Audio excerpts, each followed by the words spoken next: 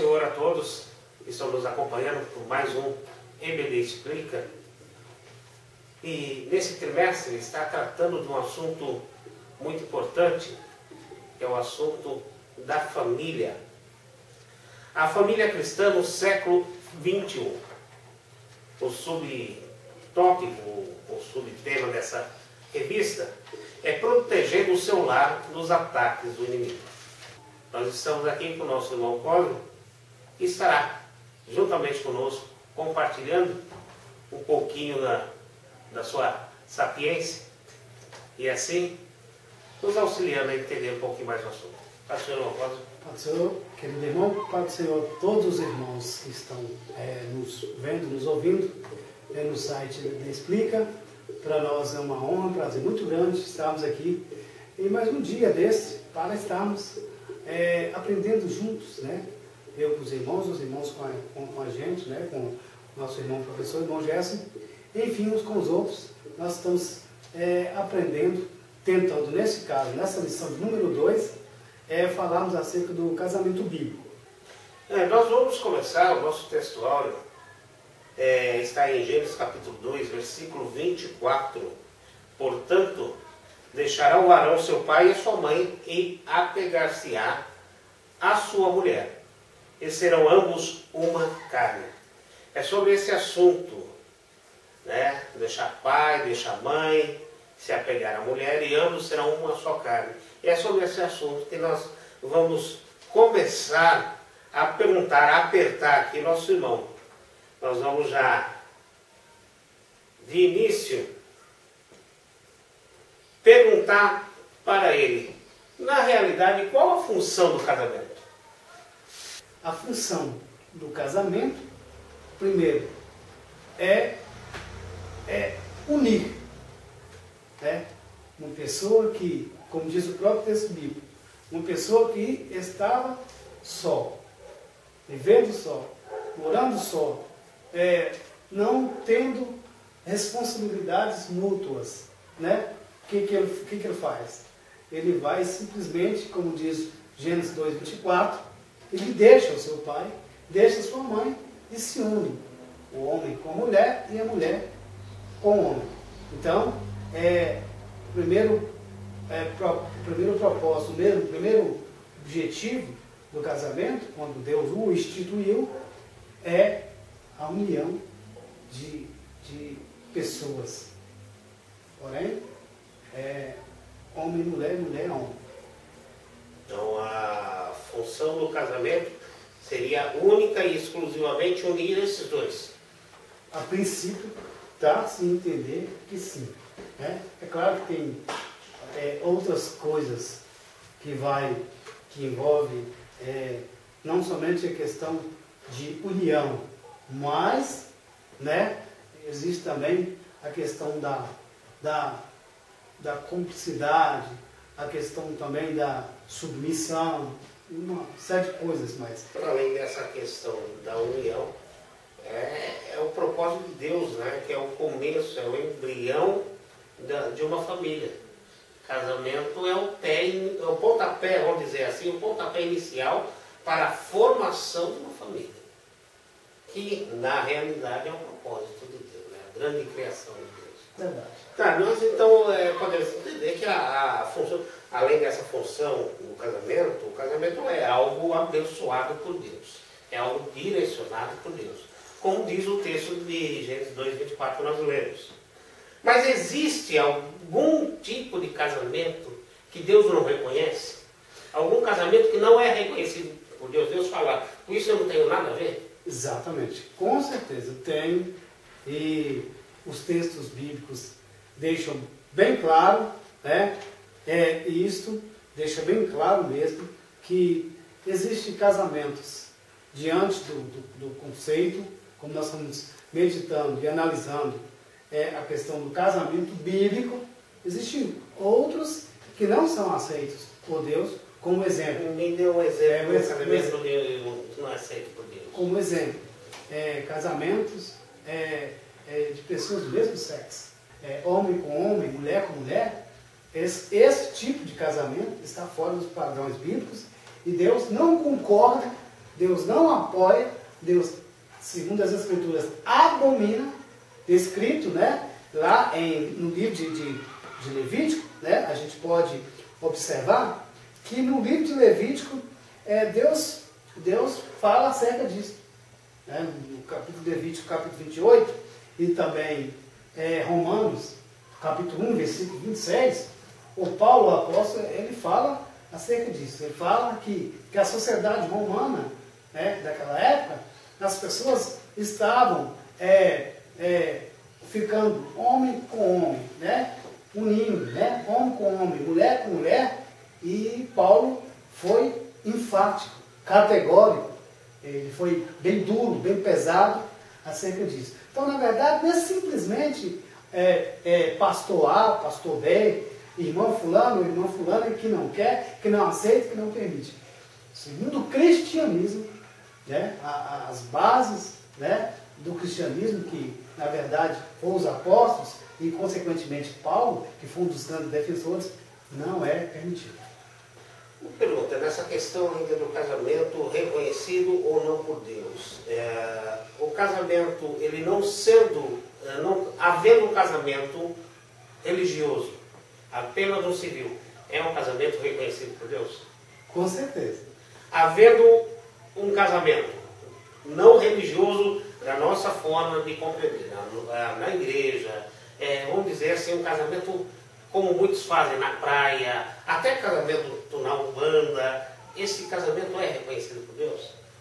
Olha, eu particularmente falando, não tinha pensado acerca disso, mas tenho certeza que é sim reconhecido por Deus. Porque, na verdade, o cerimonial, ele é um costume, né? Uma cultura. Né? Enquanto que, um exemplo mesmo, que quando Deus colocou lá Adão e Eva e fez essa união dos dois, quem estava lá para ver? Somente os dois. Então a questão não é um tipo de reunião religiosa ou cerimônia religiosa.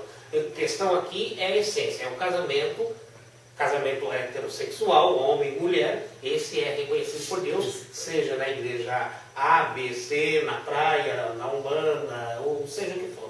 Ele é reconhecido por Deus, é um casamento reconhecido por Deus. Essa aí foi bem pesada.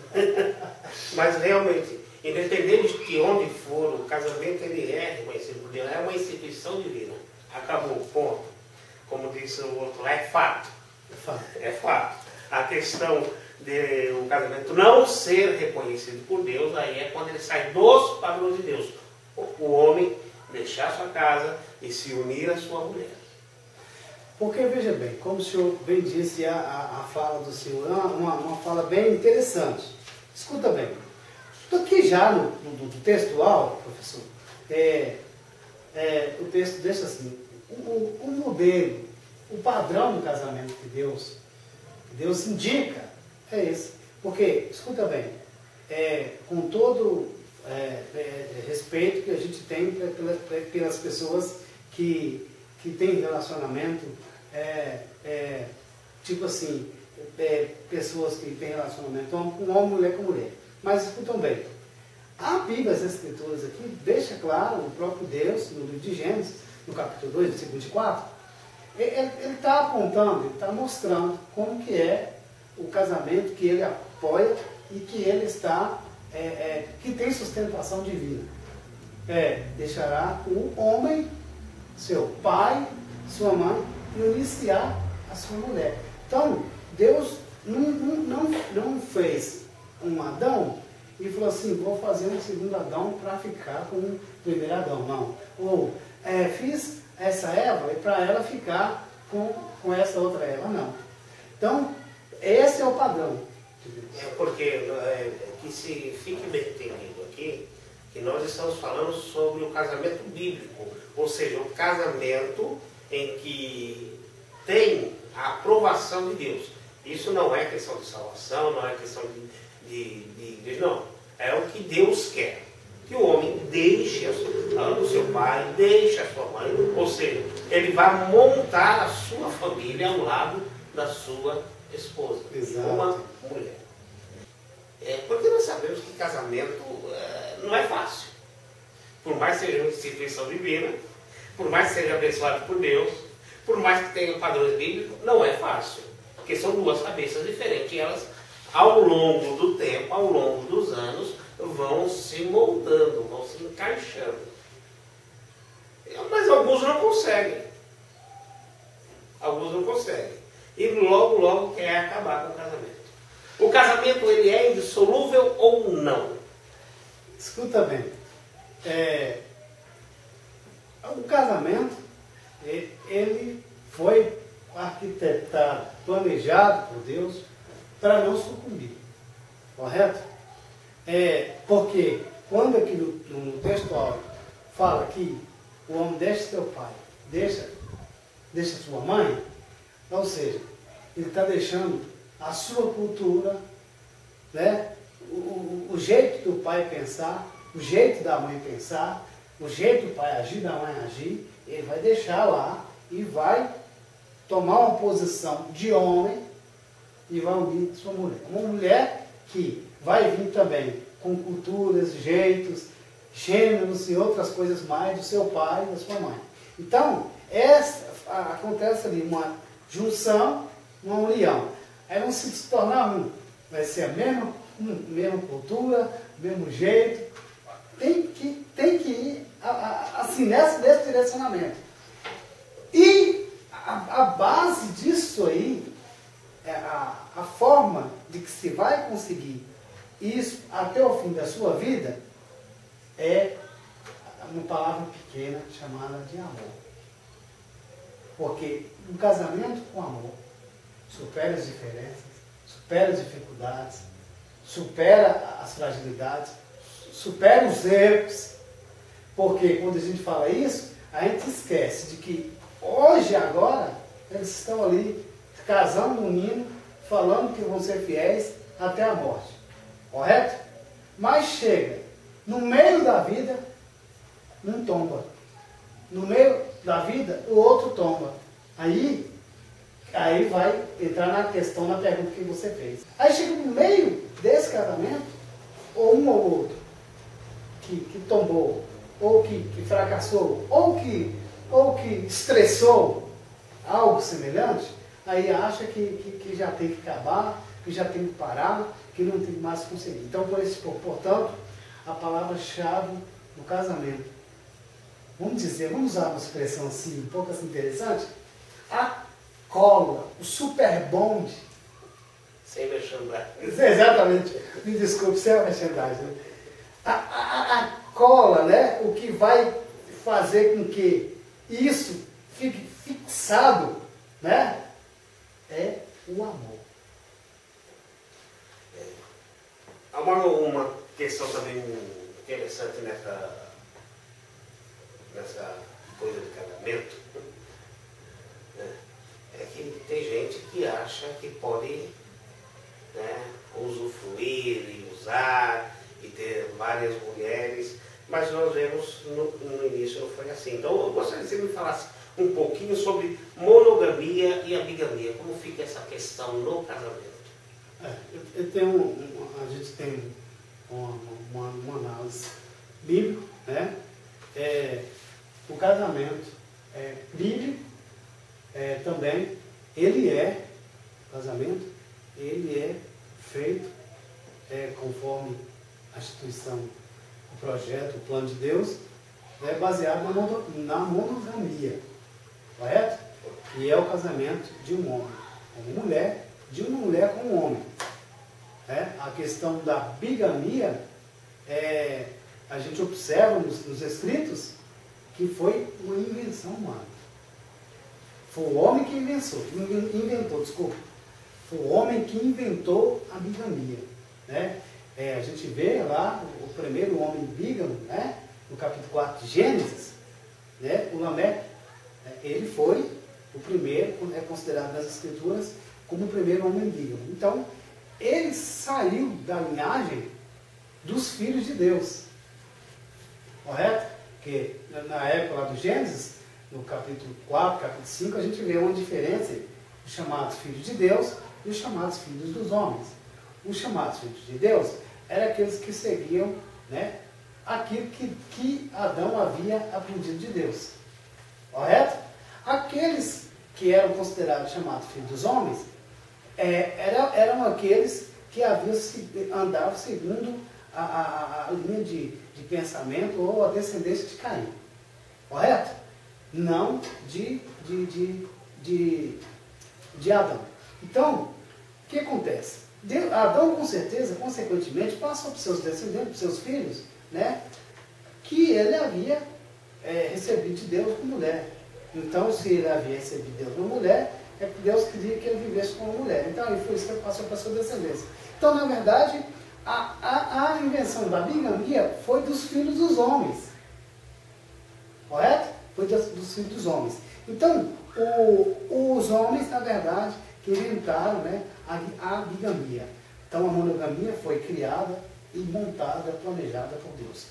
Então, todas as vezes que nas Escrituras a gente observa que a bigamia apareceu, sempre deu problema.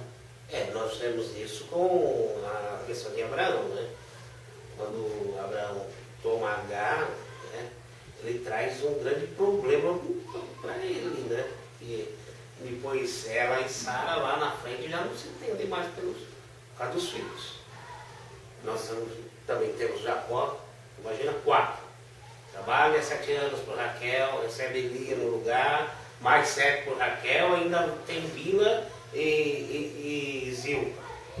É uma mulherada.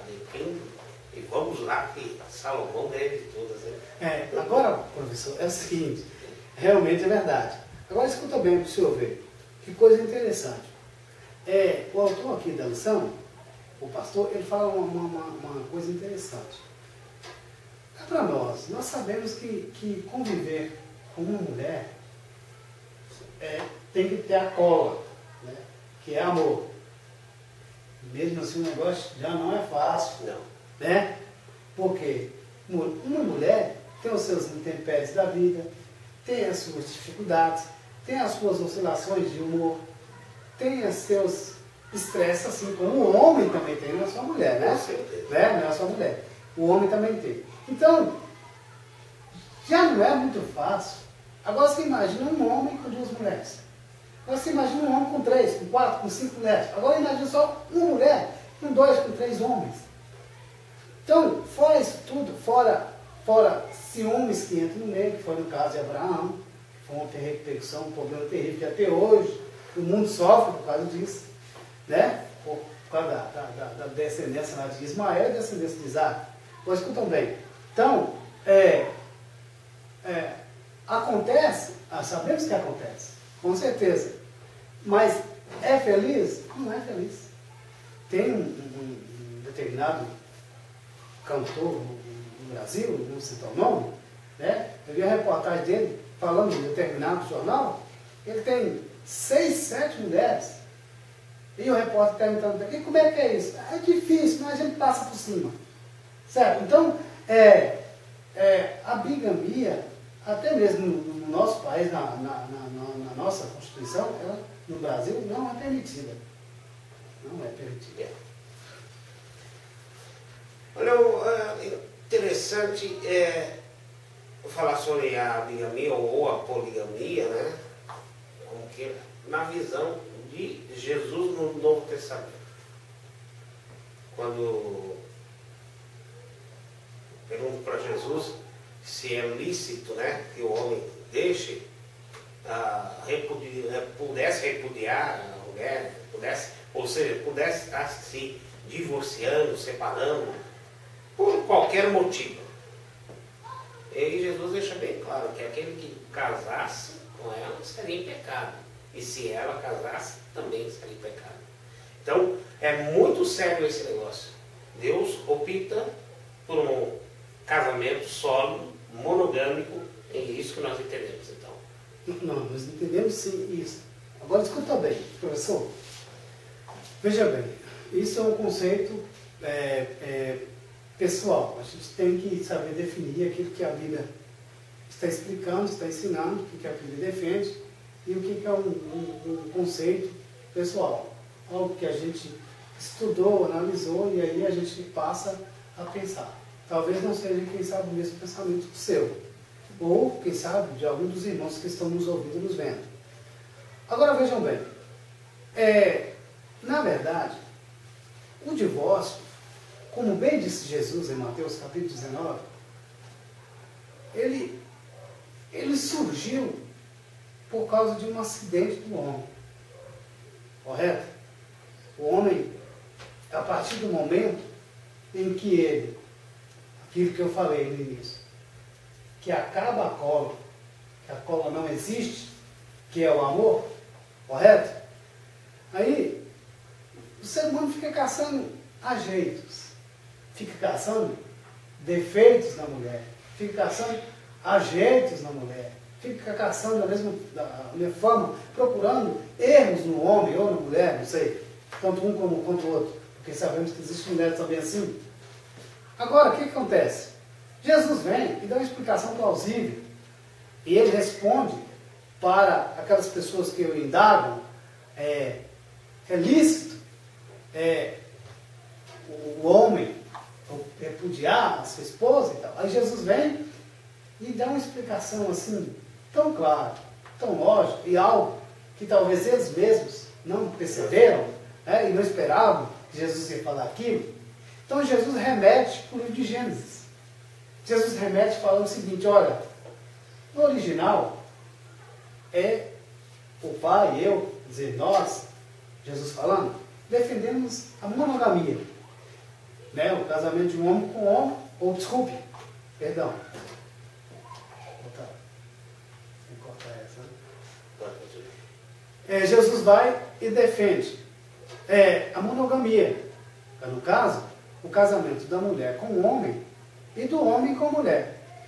Deus não defende a bigamia, no caso, o homem casar com duas mulheres ou a mulher casar com dois homens. E muito menos a poligamia, né? Que é o homem casar com muitas mulheres e a mulher se casar com muitos homens ou ter relações com muitos homens, o homem ter relação com muitas mulheres. Então, Jesus vai e remete falando que, voltando à origem, dando aos judeus a observar que na originalidade Deus, ele deu uma mulher para o homem. Aí ele vai e fala assim: no princípio não foi assim. Correto? Então, o que se dá a entender, no capítulo 19 de Mateus, é que o divórcio só apareceu cujo objetivo, Jesus deixou claro isso, que foi não uma vontade de Deus, mas uma permissão divina. Deus tolerou. Deus tolerou, Deus permitiu Moisés, né, dar lá a carta de divórcio. E mais outra coisa interessante, que eu não tinha observado, eu observo isso hoje, é que o divórcio foi criado naquela época simplesmente para proteger a mulher do homem. Proteger. Na origem a gente observa que a mulher era maltratada, era pisoteada, era deformada, tanto que nós observamos que aqueles homens pegaram quem para levar até na presença de Jesus? A mulher. Nós partimos ainda, estamos falando ainda, sobre a questão do casamento não ser dissolúvel, ou seja, ele é indissolúvel, ele não se desmancha, não se desfaz. Isso que nós estamos conversando agora. Mas, para hoje, para os dias de hoje, nós estamos vendo, não vou falar lá fora, que aí não interessa. Interessa, vamos falar aqui dentro, na igreja. Porque é uma prática adotada hoje dentro da igreja, é o divórcio. E como fica isso? Aí, exatamente, a igreja, no caso, como você falou, não estamos falando lá fora, estamos falando dentro da igreja.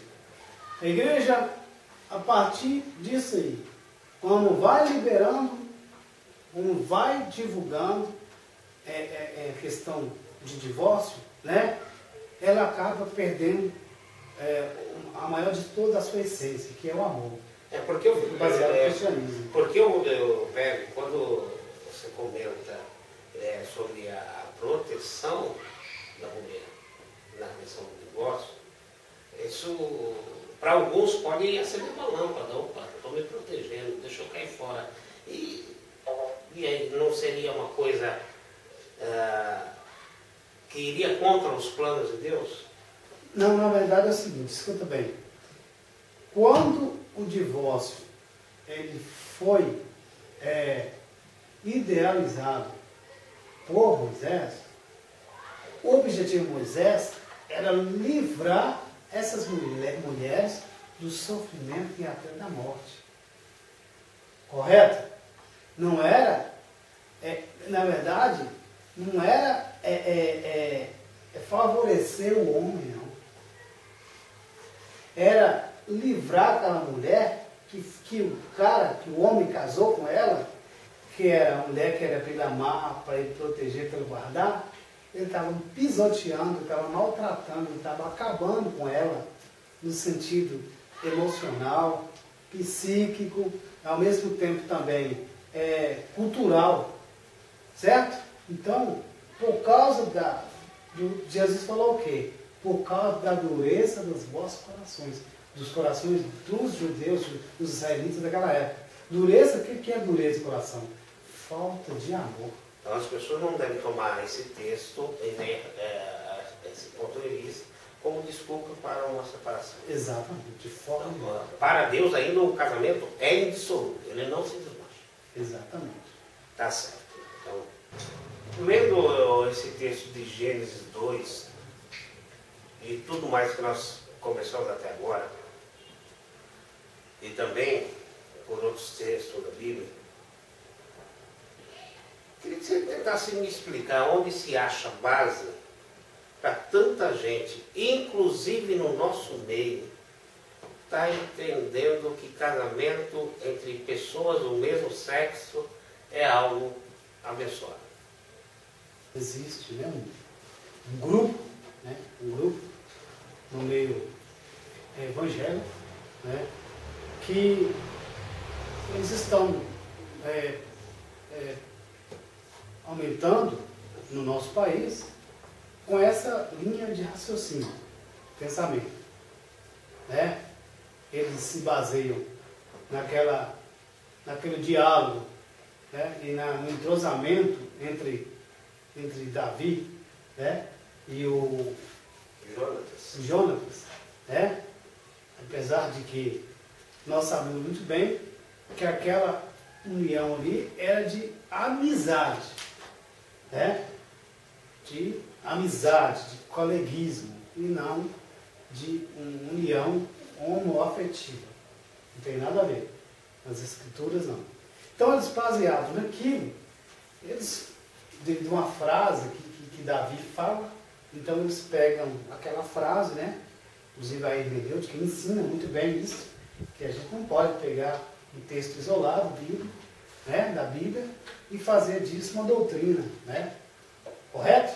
Se estiver errado, o senhor me corrige. Então, a hermenêutica não permite. Então, voltando à pergunta, esse grupo que está inserido no meio evangélico, no meio cristão, ele fala que sim, que pode haver amor entre homem, e mulher, sim, mesmo sendo cristão. O que o senhor fala sobre isso também?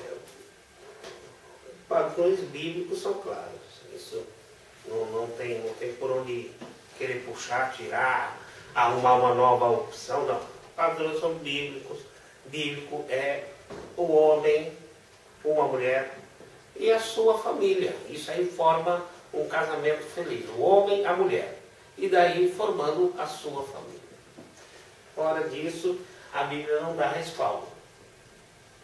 Não estamos falando aqui pela ideia da sociedade, pela ideia dos grupos sociais, sem querer desrespeitar ninguém, porque como cidadão é uma coisa. Agora, se nós olharmos biblicamente, casamento, homem e mulher, acabou, ponto final. Isso aí eu sou bem tradicional. Agora, professor, veja que coisa interessante. E por que não dizer a gente vê, como o senhor bem disse, no meio evangélico, pessoas que defendem e levantam essa bandeira e tal. E outros cristãos, quando a gente fala cristão, a gente engloba pessoas que são católicas, pessoas que são evangélicas, né? Que defendem, eu sou evangélico, eu sou católico, mas eu apoio, mas eu estou dentro. Eu gostei muito da frase do Papa Francisco. Ele foi muito sábio, muito inteligente, e ele teve uma coerência bíblica enorme. Quando ele citou que casamento é homem e mulher, ele falou que essa questão do casamento, dessa união homoafetiva, é coisa do diabo. Foi claro. Ele foi claro. Ele está certo. Eu vou falar que Verdade. Agora escuta bem, essa questão é chamada nas Escrituras também, até mesmo foi citada por Paulo, como sodomismo. Né? Por quê? Porque baseado em Gênesis capítulo 19, né, aqueles anjos que chegaram na casa de Ló, quem leu o texto capítulo 19 vai ver aquilo, que os homens da cidade lá, esse foi o motivo pelo qual, né, a gente não quero ser aqui extremamente ou exagerado, mas dá para se entender, tanto pelo texto, como até mesmo pela sequência da história, o motivo principal que Sodoma e Gomorra foi destruído. Tanto é que teve, né, o sodomismo, né, que acabou de dizer, foi um termo que acabou impregnado nessas práticas. Então, casamento mesmo, abençoado, aquele casamento bíblico, independente se seja na igreja evangélica, seja só no civil, seja na praia, seja em outra religião, mas o casamento segundo o que determinou Deus, homem e mulher. Ponto final. Saindo disso, não é bíblico, não é abençoado, e eu não estou querendo tomar a verdade de Deus, não é isso, nós não estamos aqui para isso. É que na realidade, casamento é isso. É o que Deus determinou lá em Gênesis 2. Saindo disso daí, não é projeto de Deus, não é o desejo de Deus, não é o que Deus projetou para o mundo, para a sociedade, para a família. Isso aí, com os passados do tempo, essa questão dos grupos sociais, aí, os defensores de direitos de A, de B e C, e eu não estou nem falando de direitos aqui, tá? Porque como cidadão, todos, independente da sua opção sexual, eles têm o seu direito. Mas em falar de casamento, não. Casamento é diferente. Bem, professor, eu quero fazer duas perguntas para o senhor. Primeiro, ainda baseado nisso, né, nesse assunto que a gente está falando. Depois, quando eu fazer essa pergunta, eu quero te fazer uma outra. Eu estou aqui, irmãos, com uma determinada revista chamada de Psique, Ciência e Vida. Esta revista, ela, de edição de número 86, ela foi publicada e com a seguinte frase: homossexualismo no divã. Então, essa revista traz a polêmica discussão em torno de uma suposta cura homossexual e da influência dos veículos de comunicação na disseminação do preconceito. Então, essa lição, ou desculpe, essa revista, ela, se você quiser depois pegar ela, nós iremos deixar no site www.ebdexplica, né? .com/estudo, nós vamos deixar para você lá no comentário que a gente vai fazer. Então, essa revista, falando em rápidas palavras, ela traz uma reportagem imensa do jornal New York Times, dos Estados Unidos, que fala sobre a suposta terapia de conversão de homossexuais. Então, esta revista, ela traz esse título, esse tema, e aborda exatamente isso, uma análise psicanalística, né, comportamental. Veja bem, irmãos, Eu sou acadêmico de psicologia e estou no final já do curso. Então, nós estamos estudando agora, nesse semestre, muito a respeito disso. Tivemos palestras, tivemos conferências internas na faculdade e, acerca disso, a coisa não está muito bonita, não. Imagina. Por quê? Porque o tema aqui da lição fala exatamente isso, a família cristã no século XXI, protegendo seu lar dos ataques do inimigo. Isso nada mais, nada menos do que uma montagem, né? Um cenário que o diabo está montando, né? Está criando já para que lá na frente a igreja fique em mais lençóis. Agora escuta bem, uma pessoa, irmão Jaci, inclusive já morreu, mas era um cara que ele era homossexual, mas é um cara que eu, particularmente falando, respeitava muito como pessoa e tinha umas ideias assim, até ideias brilhantes que ele tinha. O Clodovil. Uma das frases mais impressionantes que eu li e vi a respeito do Clodovil, ele fala o seguinte, da seguinte forma, ele diz bem assim, ele foi bem enfático, bem claro. Ele disse, olha, segundo as palavras dele, eu sou homossexual, mas eu não posso querer acabar com as famílias porque eu sou homossexual. Eu tenho que entender que eu sou homossexual por opção minha. Aí ele diz, então, não adianta eu querer falar mal do pai, falar mal da mãe. Não, eu tenho que incentivar o pai e a mãe a cuidar dos seus filhos. É algo que eu acho estranho e esquisito, que a gente vê hoje deputados, a gente vê pessoas que são homossexuais, que são lésbicas e tal, eles fazem um movimento tão grande, tão pesado contra o cristianismo, né? Agora mesmo recente, não sei se você ouviu, né? Eu mesmo vi na internet, vi outros noticiários, né? Pessoas homossexuais e lésbicas se vestidos de Cristo, beijando um ao outro. É uma forma de querer ridicularizar as famílias e atacar o cristianismo. A gente está preocupado, na verdade, com esse ataque ao cristianismo. Não é simplesmente pelo fato da pessoa ser homossexual, ser lésbica. Porque a questão que nós estamos focando nessa oportunidade é um casamento bíblico. E infelizmente não tem como a gente pegar uma tangente e não citar esse assunto. Porque dos perigos para o casamento, para a família, é o quê? É o casamento cair no descrédito, cair na brincadeira. E que já está há um bom tempo acontecendo isso. O casamento em si cair no descrédito. Você vê com uma personalidade da televisão, casa 2, 3 meses depois, já descasou e está casando novamente, fazendo do casamento uma brincadeira. Agora o que estão querendo forçar, colocar garganta abaixo da sociedade. Que o casamento pode ser entre iguais. A Bíblia não diz isso. A Bíblia casamento é entre homem e mulher. Não é entre 2 homens ou 2 mulheres. Quer ter a sua união lá? Que tenha.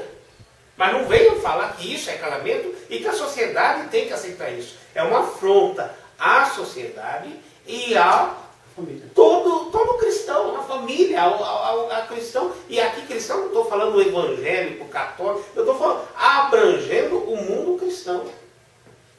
Eu acho interessante que esse povo, na hora de estar gritando lá, sem defesa, mas já aproveitando o ensejo, está gritando lá na Câmara, subindo nas mesas, fazendo palhaçada lá, eles fazem um bando de arruaceiro fazendo bagunça lá. Na hora que veio o presidente do Irã aqui, ninguém falou nada. E lá ele pendura alguém pelo pescoço lá, em guindaste. E ninguém falou nada. Todo mundo ficou quietinho. Ficou aplaudindo o homem. vamos voltar ao nosso assunto. Porque na realidade nós falamos isso aqui, porque o casamento em si, ele tem muitos inimigos. E esse não deixa de ser o inimigo do casamento. Casamento, o que tem de inimigo do casamento? Porque casamento está nos planos de Deus, é o projeto de Deus. É o seguinte, a heterossexualidade é que é defendida, né, por nós, pelas Escrituras, correto? A união de homem com mulher e mulher com homem, que é o padrão bíblico, né? Na verdade, hoje é combatido por estes grupos. E eles são fruto da... E eles são frutos. É fruto de uma ação de heterossexuais, tá? Eles são fruto disso. São frutos do projeto de Deus. Deus fez homem e mulher. E esse pessoal é fruto disso. Embora que eles se desviaram do padrão. Mas não sai de chocadeira. Exatamente. É chocadeira, mas vamos lá. Me fala um pouquinho sobre os inimigos do casamento. Sobre os inimigos do casamento, né? Já citamos alguns. Nós já citamos, né? No caso, a bigamia é algo inimigo do casamento. Diante dos textos bíblicos, né, do casamento bíblico, o homossexualismo também é um inimigo, né, do casamento. Então, existe algum outro inimigo que está lutando aí contra o casamento bíblico do jeito que tem que ser? O maior inimigo do casamento foi e é o diabo, correto? Porque desde o jardim do Éden, quando Deus, né, criou Adão e ali deu para ele Eva, então o diabo, ele enciumou. Por quê? O diabo não gosta de união, não gosta de cumplicidade, não gosta de sinceridade, não gosta de pessoas. Eu não gosto da verdade, né? Exato. Então, o que acontece? Então, o diabo fez tudo para que aquela união acabasse. Então, primeiramente, o diabo ataca o casal no campo espiritual. Depois de atacar o campo espiritual, ele parte para a área psíquica do ser humano. Ele ligado automaticamente à questão psíquica, ele vai pegar o emocional, e foi isso que aconteceu. Então, ele achou por bem pegar a mulher no momento que ela estivesse só, né? E ali tentasse convencer ela. Então, convenceu ela que ela comesse aquele fruto. Quando atacou, atingiu a parte espiritual, automaticamente a parte psíquica e emocional foi atingida também, e aí atingiu a parte espiritual, psíquica e emocional, atinge consequentemente a questão conjugal e assim por diante.